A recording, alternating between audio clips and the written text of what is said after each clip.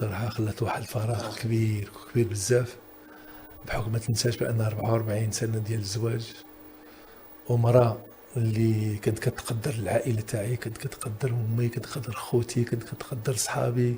عمرك تشوف في وجهها تعبيسة أو شي كلمة خارجة، خارجة الطريق.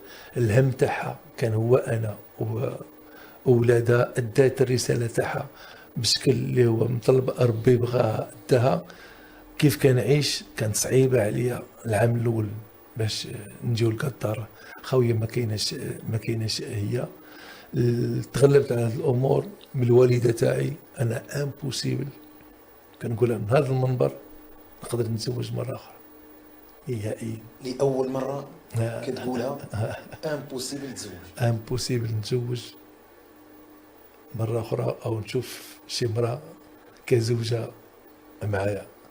لهذا أنا الوالدة ديالي جبتها تعيش معايا ونعيش معها بقى عمر العمر مع الوالدة ديالي. الله يطول لها في العمر. الله يطول